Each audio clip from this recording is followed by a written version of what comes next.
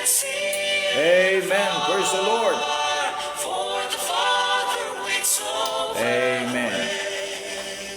to prepare us a dwelling place there. In the sweet by and by, we shall meet on that beautiful shore. In the sweet by and by, we shall meet on that beautiful shore.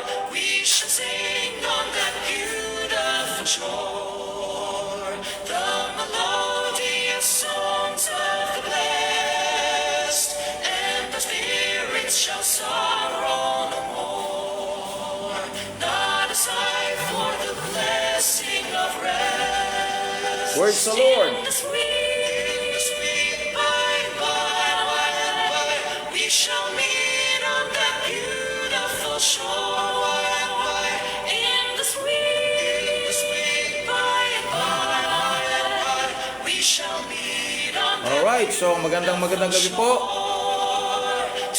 Again, we're going to have a Bible study. Alright, in the book of John, chapter number 8.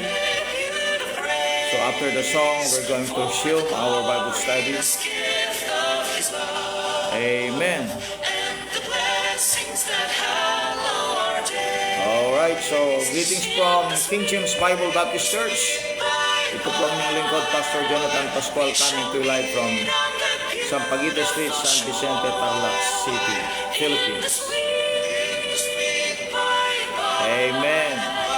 So in a few moments, we're going to start our Bible study. Amen. Alright, so yan na po, no? So let's begin with our topic tonight, no? Kung magtataka po kayo, ay ito po ay parang matras tayo, no? Kasi it's supposed to be chapter 30 na tayo. I found out na meron tayong na-miss na isang chapter. At ito po yung chapter 8. So yun po ang ating pong magiging pag-aaral ngayon. Okay, so chapter 8, this is about Jesus went onto the Mount of Olives. Alright? And here, we're going to see the woman taken in adultery.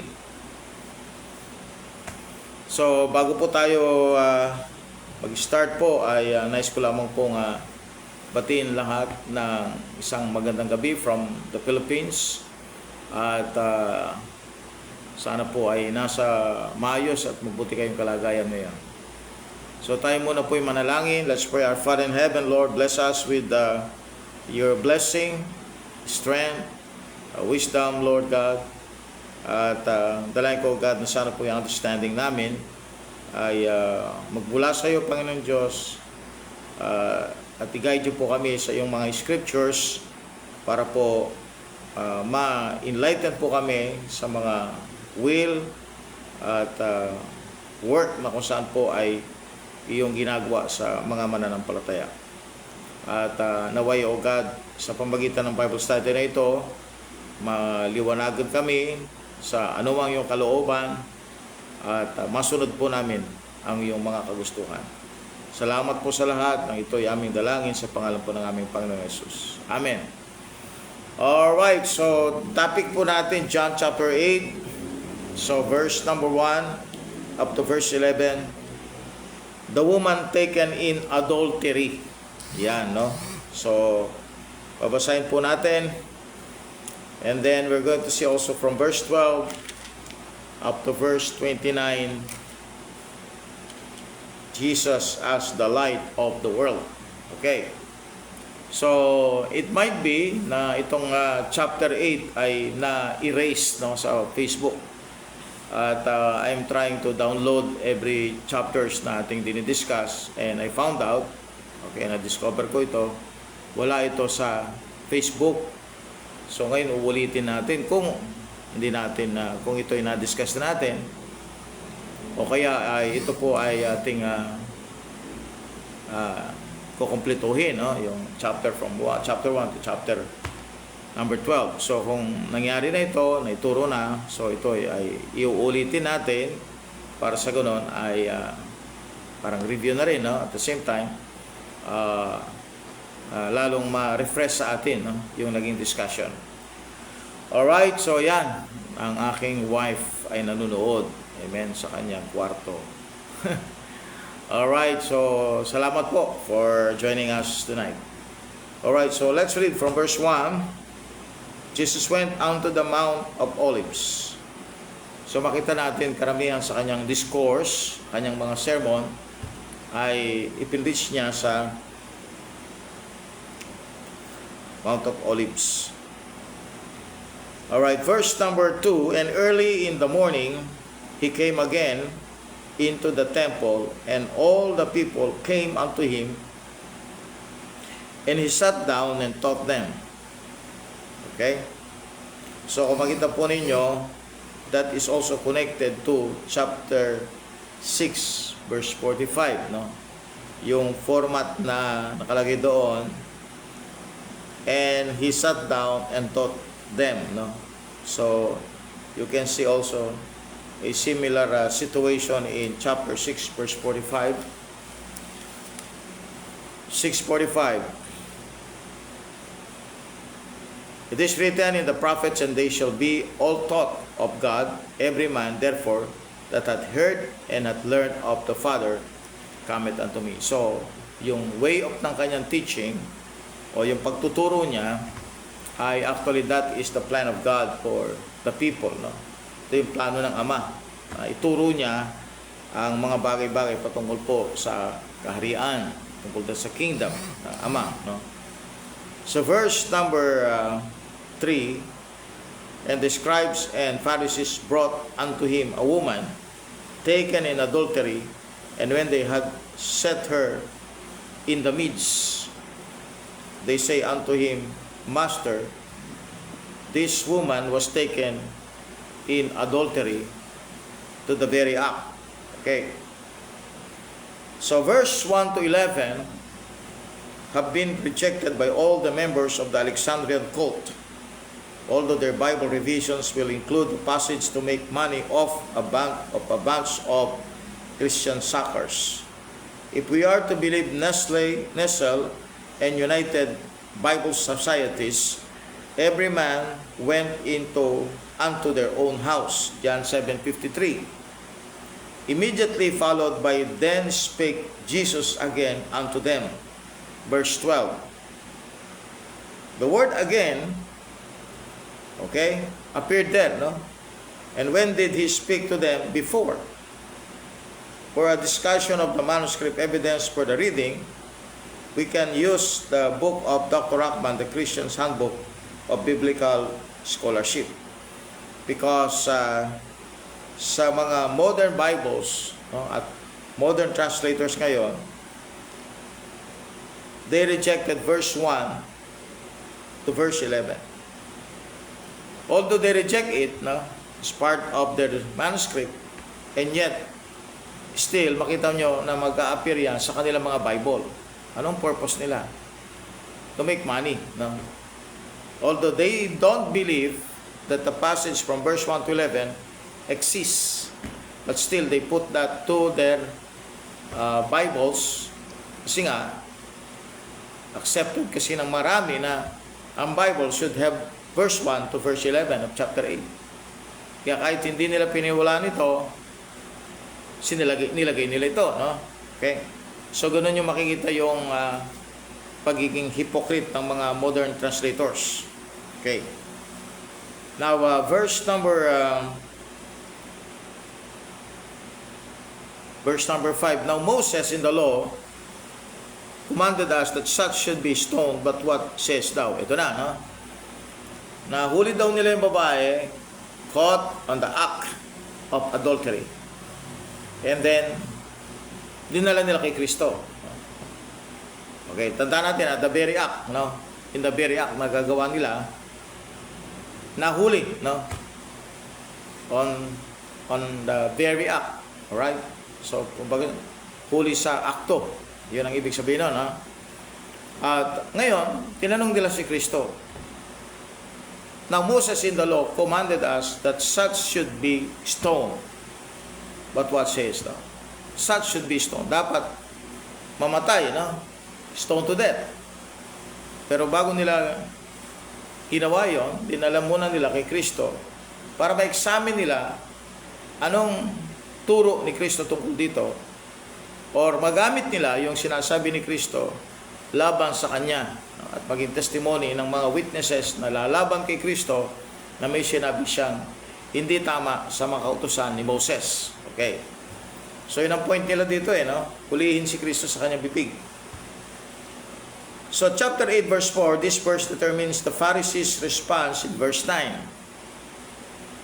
They tell Jesus the woman was caught in the very act. With the man too. Siyempre, no? Andun yung lalaki, no? But they only bring the woman to Jesus.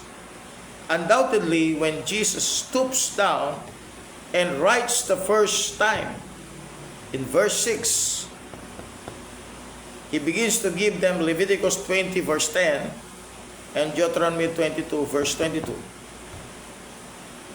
So both the adulterer and the adulteress were to be killed according to these passages in the Old Testament. But the Lord doesn't complete the verses because they interrupt him in verse 7. Conviction does not even come with Christ's statement in verse 7. The conviction is delayed until he finishes what he was writing in verse 8. They had not brought the man because he was one of them or one of their close friends. Okay? Wala.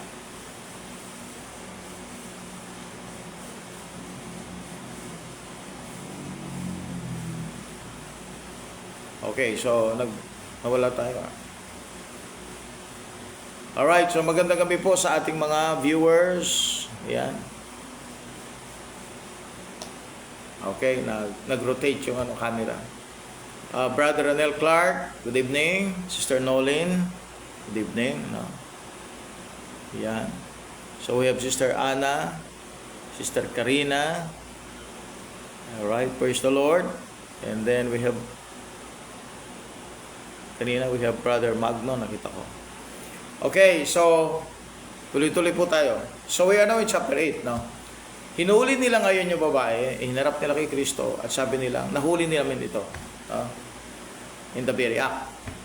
Kaya lang ayon sa batas ng Old Testament, particularly in Leviticus 20 verse 10 and Deuteronomy 22 verse 2, ito yung mga passages na dapat yung nahuli nila kung babae at lalaki. Siyempre, may partner yun eh. So, hindi naman nila mauhuli in the very act yan. Walang kapartner. So, ibig sabihin, dapat dalawa ang dala. Ang ginawa, dinala lang yung babae. No? At yun ang kanilang papatayin. No? Stone to death. So, nagsulat siya, no? Sa lupa. At yung sinulat niya is part of the Old Testament law.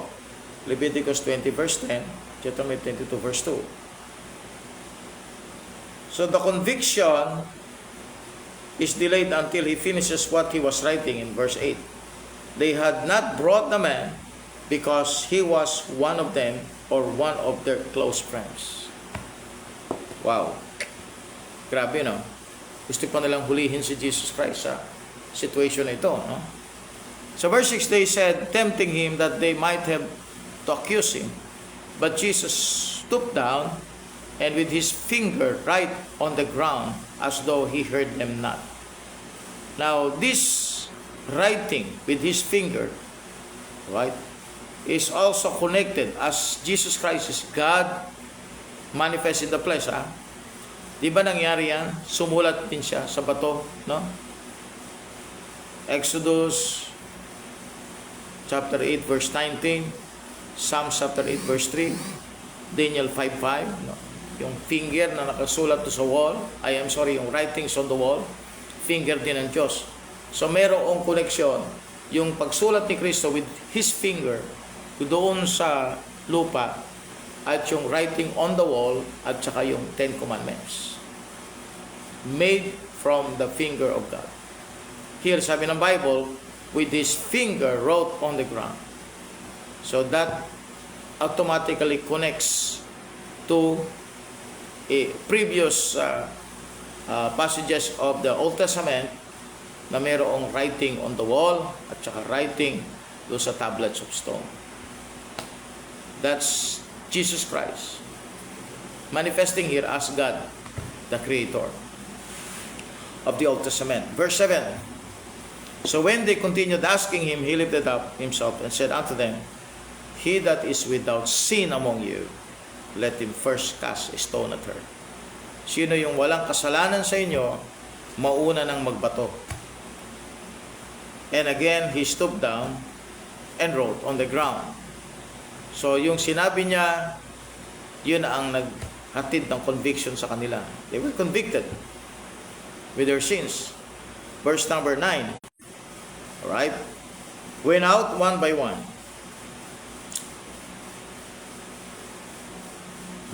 Wala nang yung mga accusers. No? Went out one by one, beginning at the eldest, even unto the last, and Jesus was left alone, and the woman standing in the midst. So when Jesus was lifted up himself, and so none but the woman, he said unto her, Woman, where are those thine accusers?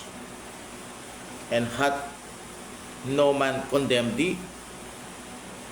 She said, No man, Lord.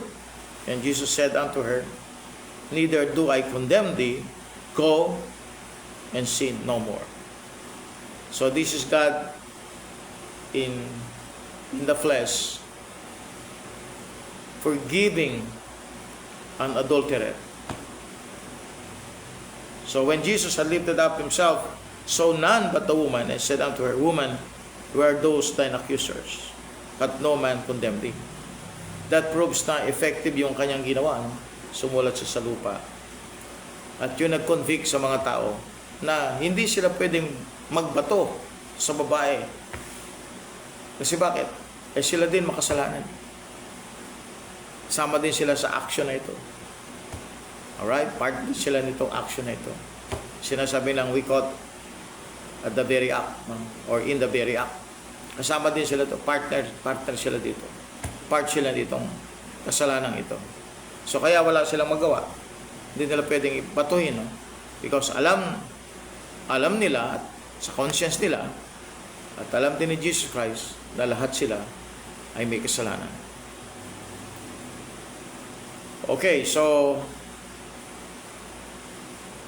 let's see verse number 12. The light of the world. Hanggang verse 24. Then spake Jesus again unto them, saying, I am the light of the world.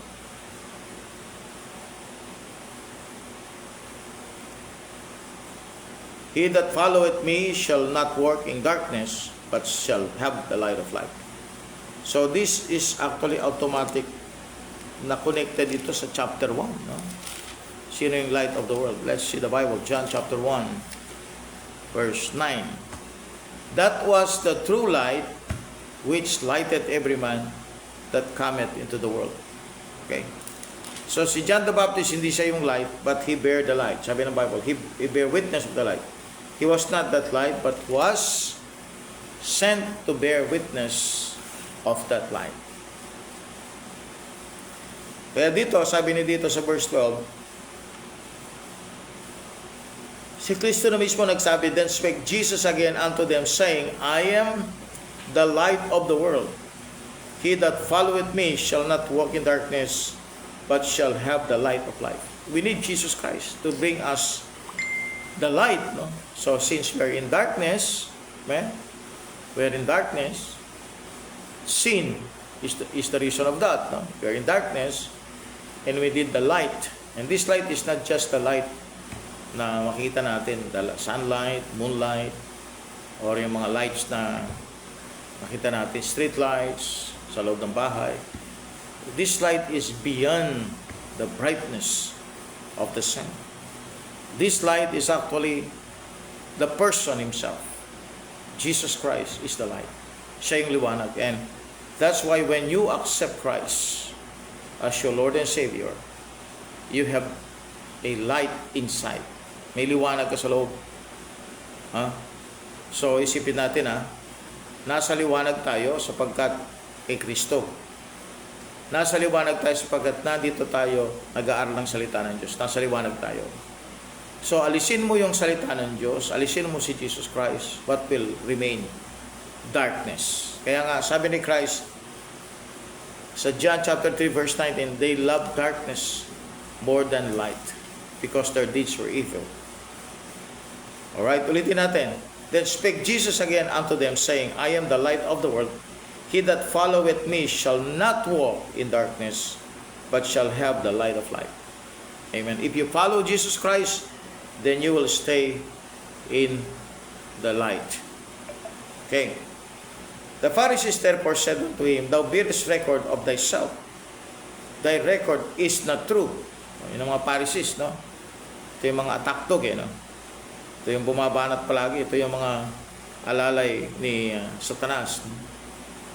So, sabi sa John chapter 5,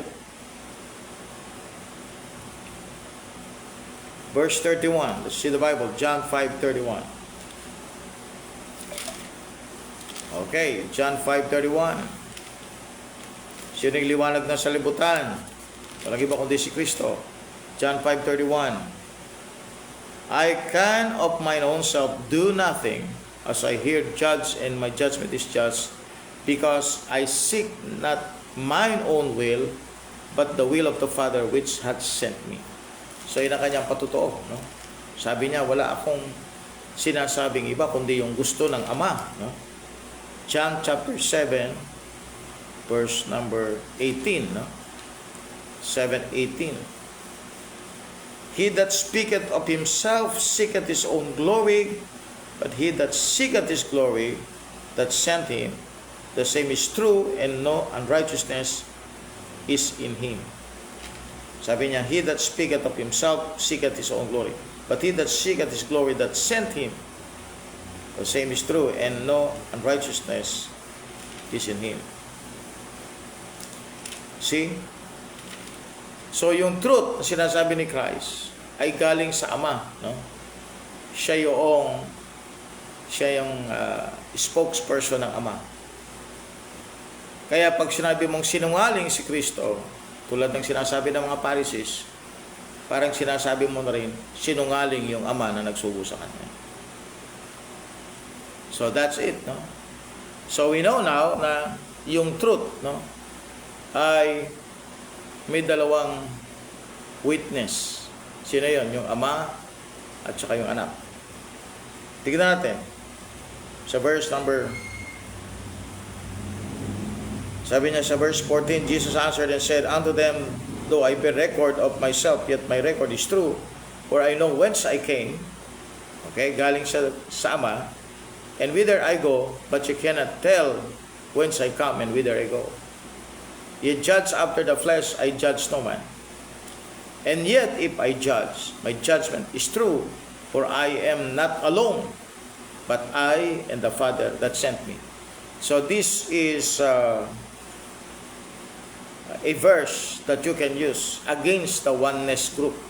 Kasing oneness, sa kanila, yung Ama, yung Anak, Holy Spirit, isang lang. Ang pangalan Jesus. So, oneness po yun, ano? Dito, makita natin, sabi niya, For I am not alone. Ako hindi nag-iisa. But I and the Father that sent me. It is also written in your law that the testimony of two men is true. O, dalawa talaga sila. Okay? Alright? So, bilang anak tsaka ama, no? So, that's the thing that you have to understand about Trinity. Yung Father is existing, yung Anak is existing, yung Holy Spirit is existing. But you don't call them three gods. No? You call them as one God in three persons. So, kaya sabi niya, hindi lang ako ang may testimony nito. It is a testimony of two men. And remember, according sa law, yung testimony ng two men is established as truth. Okay? Established as truth. Yeah. That is in Deuteronomy chapter 19:15. Hindi nyo napapansin kapag kayo ay, usually kapag ka-affidavit, may witnesses dalawa. Kasi yun ang pinaka-importante, dalawang witness. Pag ikakasalang tao, kailangan at least dalawang witness. So dito makita natin, sa batas ng Old Testament, yung testimony ng dalawa ay na-establish as truth. So ngayon, si Kristo, siya yung isa, tapos yung Ama, siya yung isa. So that would be two persons having a testimony na sila ay nasa truth. So establish yung truth, no? Nang sinasabi ni Kristo ay katotohanan. Now verse number 18, I am one that bear witness of myself. The Father that sent me beareth witness of me. Then said they unto him, where is thy Father? Yan, palagi niyo sinasabi yung Father. So tanda natin, this is not the fatherhood of man, no? This is Jesus Christ speaking to the Father because they have an eternal relationship. Sa eternity, magkasama na sila. Eternity past. Now, until this time, sinasabi niya dito, sabi niya, I am one that bear witness of myself, and the Father that sent me beareth witness of me. Then said they unto him, where is thy Father?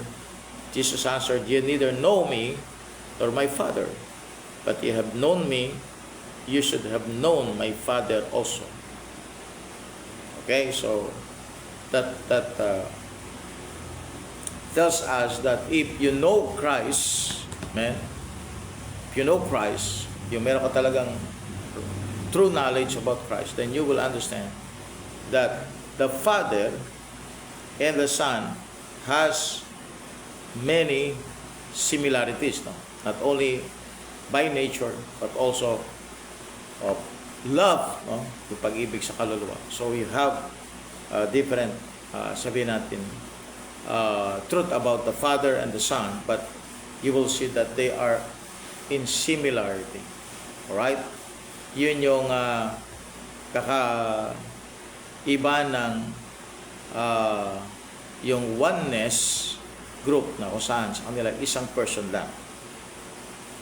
Dito lumilitaw talagang two, no? Of course, that's another one, yung Holy Spirit. Verse number 19. Then said they unto him, where is thy Father? Jesus answered, you neither know me nor my Father. If you had known me, you should have known my Father also. These words spake Jesus in the treasury, as he taught in the temple. And no man laid hands on him, for his hour was not yet come. So yung hour, ibig sabihin yung araw na kung saan huhulihin siya, ay hindi pa dumarating. Okay. Verse 22. Then said the Jews, will he kill himself? Because he saith, whither I go, you cannot come. No. Yung understanding nila. Verse number 23. And he said unto them, ye are from beneath, I am from above. Ibig sabihin, dito kayo sa lupa, ako galing sa langit. I am from above.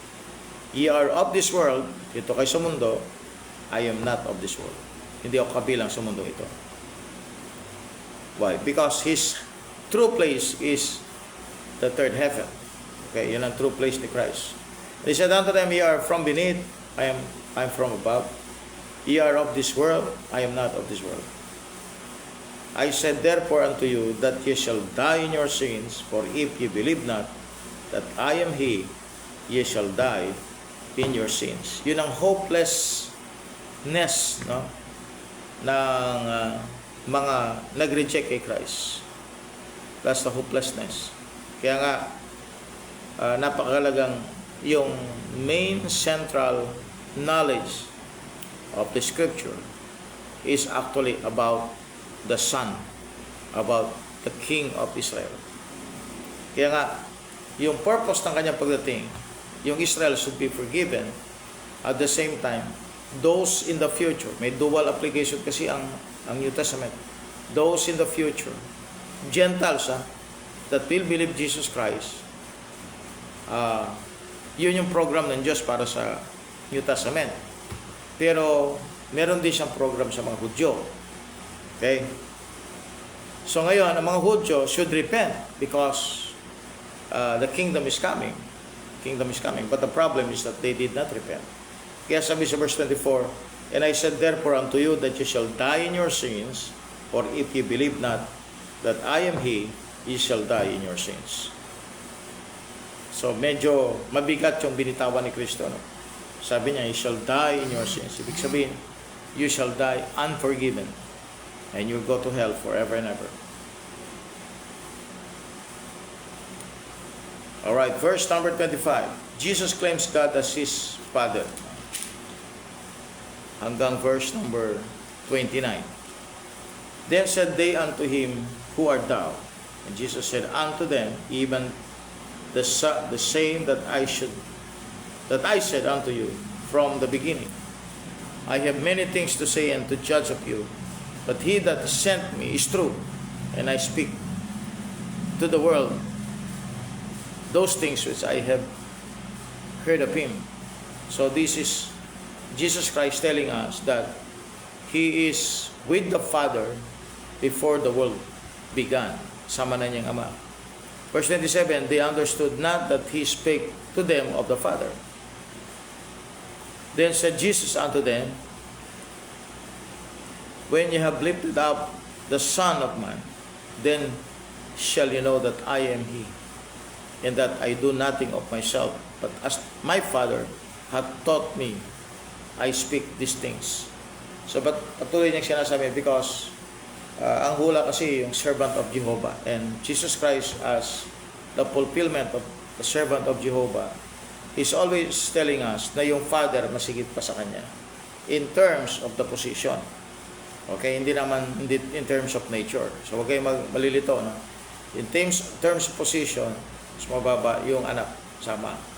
But in terms of the nature as God, they are both divine, Father, Son. And when you have this, no, the Father, Son, and Holy Spirit, you can now say that the Godhead comprised of the Father, Son, and Holy Spirit. Kaya nga ito patuloy yung sinasabi yung Father, Father, Father. So hindi si Joseph ito, yung Ama sa langit. Verse 29, "And He that sent me is with me, and the Father hath not left me alone, for I do always those things that please Him." Alright, chapter 8, verse 30 and 32. "As He spake these words, many believe on Him. Then said Jesus to the Jews which believe on Him, If ye continue in my word, then are ye my disciples indeed." So you will understand the meaning of disciple are pupils or students. Kaya nga, yung mga salitang iniwan ni Kristo sa mga tao, at ito'y kanilang inobserve, iningatan ito, sinunod ito, then yun po yung requirement ng pagiging true disciple of Christ. "And ye shall know the truth, and the truth shall make you free." Wow. This is the verse. Amen? This is the verse. What we need in this world is the truth. Because the truth will set or will make us free. Because the modern versions use set. We use make because that's in the King James Bible. Now, it means that anybody who could be rich, famous, well-known in this world, talented, wealthy, full of fortune, when they don't have the truth, which only Jesus Christ can provide and the Bible can provide, pag nireject nila yon, isang bagay mga kapatid, nabubuhay sila sa mundo and yet they are not free. They are still slave. Slave of what? Slave of lies. Because only truth can make us free. Truth can only liberate us. The only thing that can liberate a person spiritually, and even his mind will be liberated, is no other than the Word of God, the truth na galing sa Panginoong Jesucristo. That's why importante alam natin ito upang sa ganon malaya talaga tayo. Malaya tayo sa mali. Okay, sapagkat nga kita natin at this moment, kita natin na yung error nandun na sa panig ng mga Pharisees eh. Kaya nga po, sa Bible, kapag nakilala natin ang Panginoon Kristo, ito yung path ng katotohanan. This is the path of righteousness. This is the path of truthfulness. And tanda natin, the most important thing that we can find in this world is truth. And we can find it in the Word of God. Alright? Pag sinabi natin, anong klaseng Bible, Pastor? Definitely, the King James Bible. So this is the absolute truth. Not just truth, but the absolute truth. Okay? Hindi relative absolute truth. You shall know the truth, and the truth shall make you free. Verse number 33 hanggang verse number 42. Then lumitaw na naman itong mga Pharisees. The Pharisees claim two fathers, God and Abraham. Well, dito natin makita yung ignorance ng mga Pharisees sa truth. At the same time, doon sa pagiging Diyos ni Kristo. Alright, now look at verse 3.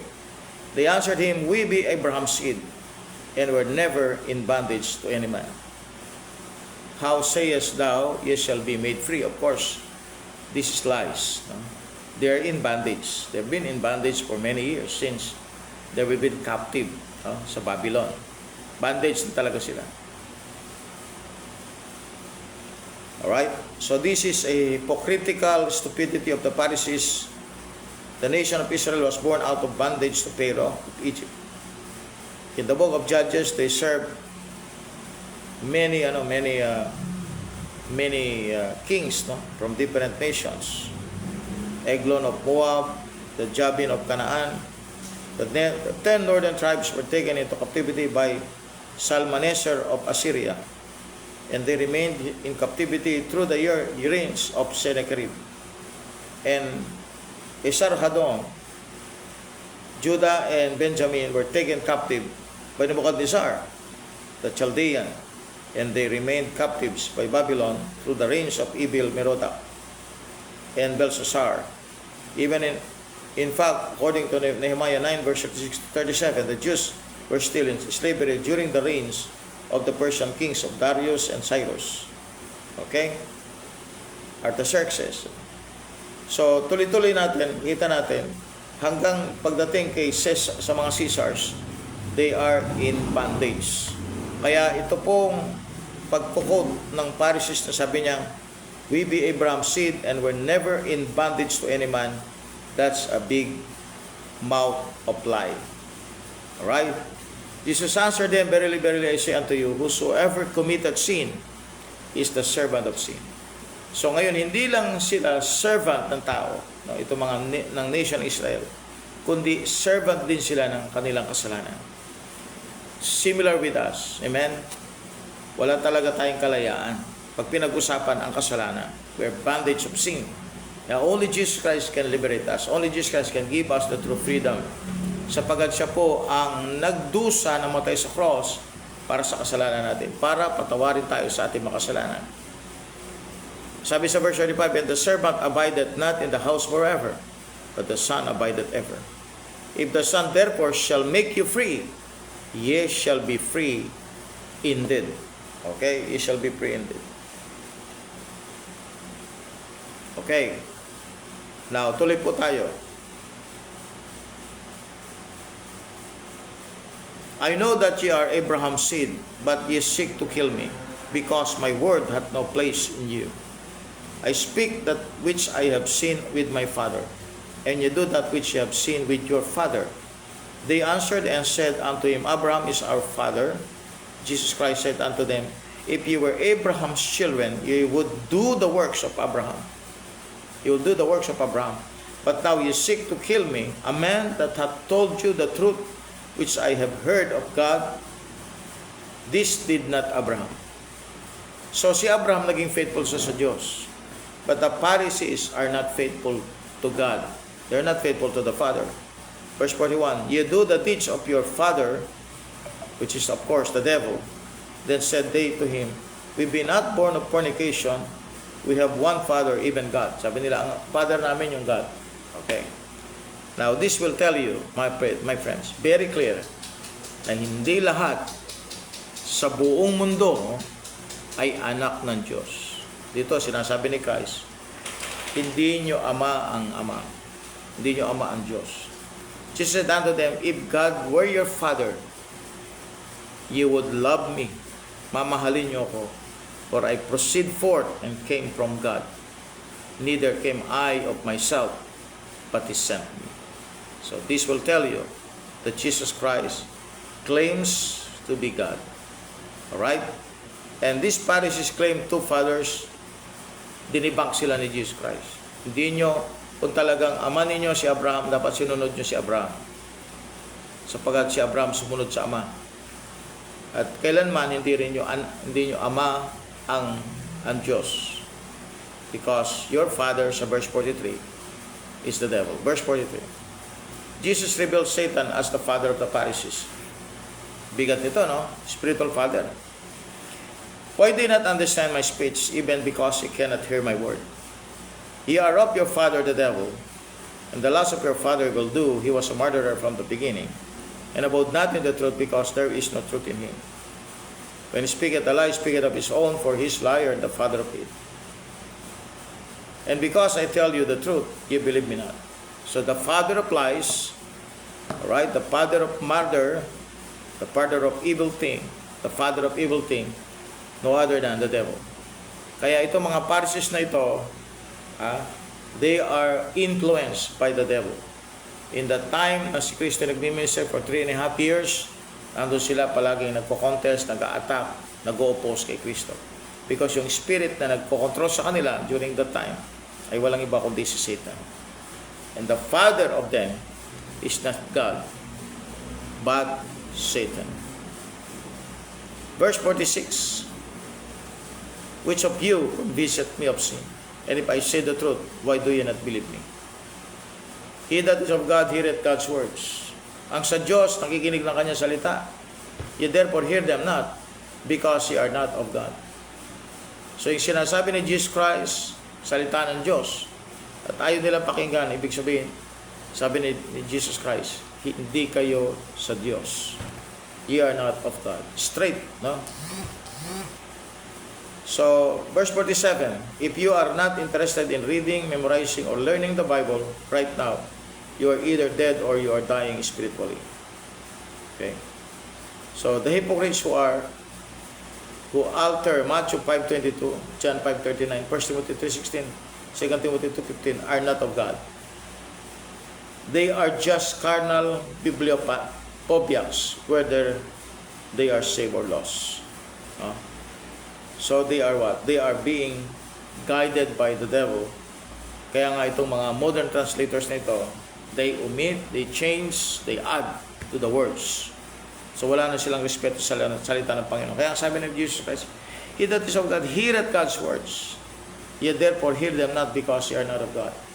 Then answered the Jews, said unto him, say we not well that thou art a Samaritan, and hast a devil? Jesus answered, I have not a devil, but I honor my Father, and ye dishonor me.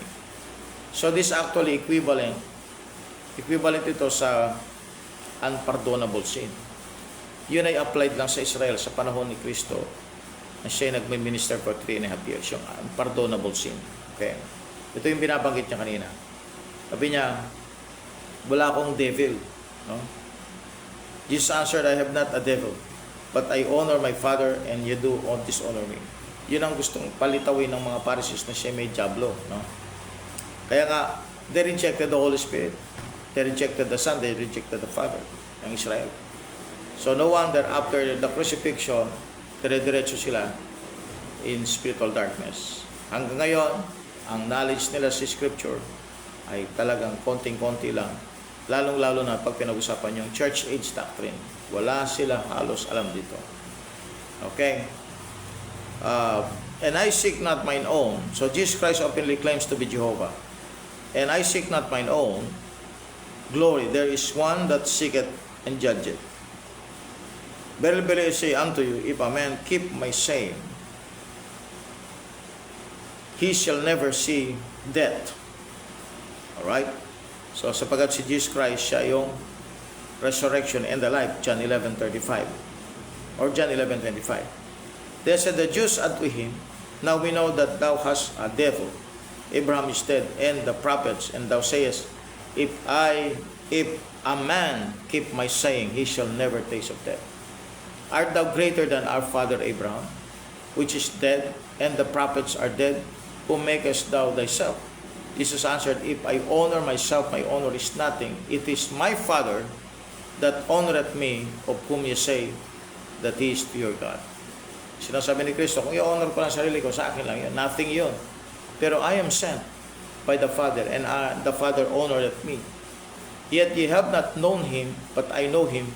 And if I should say, I know Him not, I shall be a liar like unto you. But I know Him, and keep His saying. So, in-emphasize ni Jesus Christ ito, yung kanyang unity with the Father. Verse number 57. Then said the Jews unto him, Thou art not yet 50 years old, and hast thou seen Abraham? Pagkat sinabi niya sa verse 56, Your father Abraham rejoiced to see my day, and he saw it, and was glad. Kailan po yun, no? Yung sinasabi dito.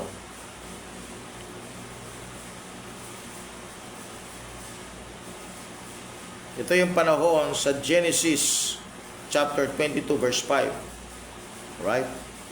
Hebrews 11 verse 17 to 19. Di ba si Abraham nag-offer siya ng kanyang anak, si Isaac. And that is one of the greatest type of Christ being offered by the Father at Calvary. Yun po, no? Yung pag-offer ni Abraham sa kanyang anak. Kaya sabi niya, Your father Abraham rejoiced to see my day, and he saw it, and was glad. Kasi sabi ni Abraham kay Isaac, God shall provide Himself a lamb. Hindi naman lamb yung lumabas, ang lumabas ram. So, ibig sabihin, prophetic yung sinabi ni Abraham do sa Genesis. So, yun yung time na lamb will be offered. At ano yun? Yung si Kristo na yun, na naging Lamb of God, which taketh away the sin of the world. So we have here, sinabi ni Jesus Christ, Your father Abraham rejoiced to see my day, and he saw it and was glad. Of course, di nila naintindihan because they reject Christ as God. They said the Jews unto him, Thou art not yet 50 years old, and hast thou seen Abraham? Jesus said unto them, Verily, verily, I say unto you, because Abraham was, I am. Yung word na verily, verily, truthfully, no? Equivalent noon. Ibig sabihin, double truth. Talagang sure na sure ito. I say unto you, before Abraham was, I am. Alright?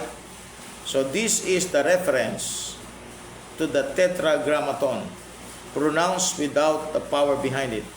When this is pronounced with the power behind it, it can knock a mob down flat. John 18 verse 5 to 6. No Jew who heard Christ say this verse had one doubt in the world that He professed to be Jehovah. If He did not, why are they picking up stones to kill Him in the next verse? Leviticus 24 verse 16. So, blasphemy yun. Kung hindi siya totoong Diyos, blasphemy yun. No? At according sa Old Testament, ang gagawin mo doon, sasaper ka ng stone to death. Why? Because you are speaking something na talagang malaki yung kasalanan na ginagawa. Because you speak that you are like God or equal with God. At yun ang madalas na binabagit ni Kristo. No? Jesus said unto them, Verily, verily, I say unto you, before Abraham was, I am. This is a tetragrammaton of the Old Testament. Then they up stones to cast him.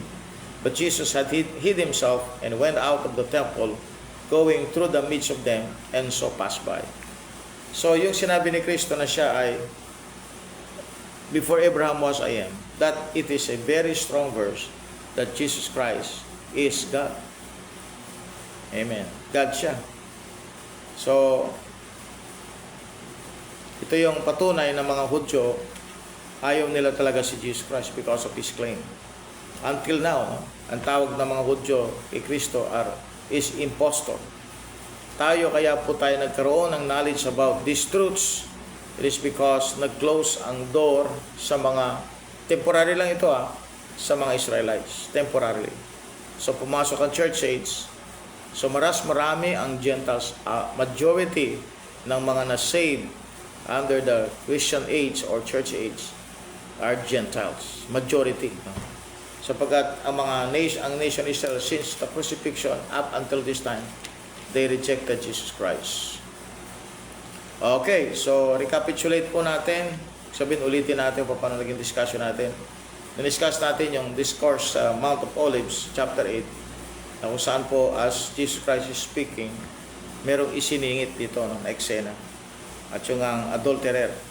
Pero siya ay pinatawad ng Panginoon Diyos after writing on the floor or writing on the ground. Okay? Which signifies that Jesus Christ is God the Creator. Amen? Pagkat may instances na nagsulat din siya, yung Diyos, sa wall, sa Daniel chapter 5. At nagsulat din siya sa tablet of stone. So, equivalent sa pagiging Diyos ni Cristo yan. No? Okay, now, we have discussed also about the light of the world, which is Jesus Christ. At siya yung truth. The truth shall make you free. At binanggit din ni Jesus Christ dito sa John chapter 8 na before Abraham was,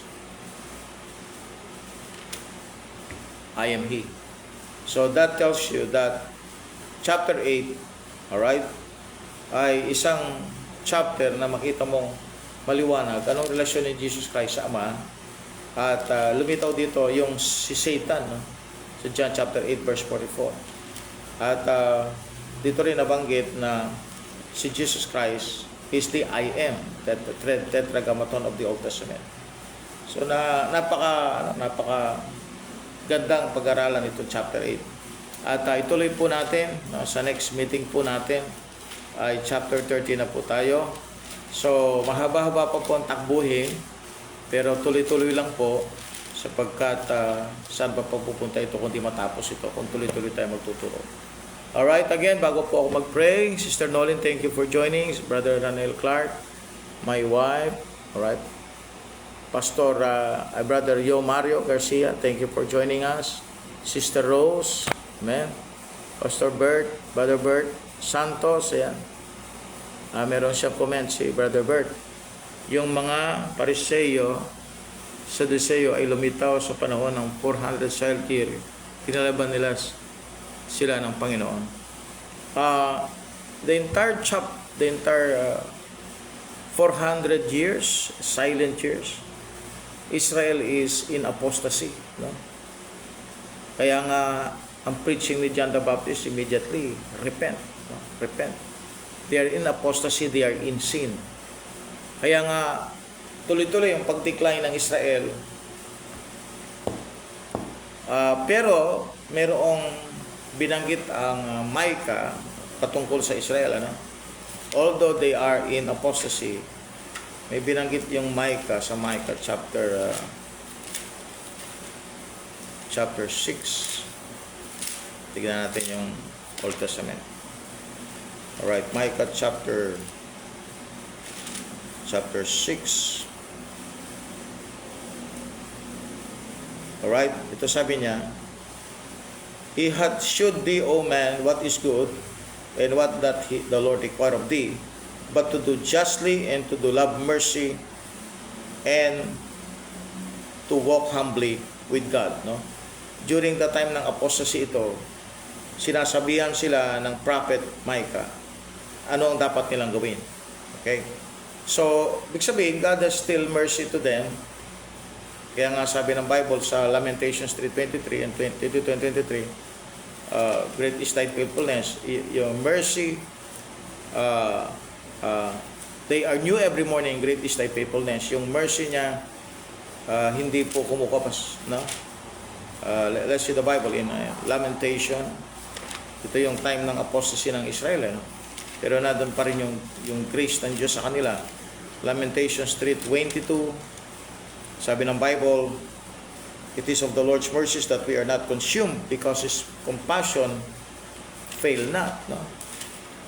Binanggit din niya sa Malakay chapter 3. Okay? yung pagtingin ng Diyos sa Israel, no? Malakay chapter 3. Okay. Check natin ito. Malakay 3.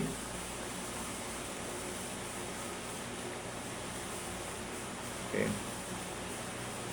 Verse 6. For I am the Lord, I change not. Therefore ye sons of Jacob, Malakay 3:6. I am the Lord, I change not. Therefore ye sons of Jacob are not consumed. So these 400 years, no, after Malakay, of course, 400 years, dandun pa rin yung ay ng Panginoon sa Israel. Kaya nga, ibinigay na yung ultimate, at yun ay walang iba kundi ang Panginoong Jesucristo, for them to be restored. The problem is that when Jesus Christ came to this world, they rejected the opportunity para ma-restore ang kanyang kaharian at maging maayos at mapatawad ang Israel sa kanilang kasalanan.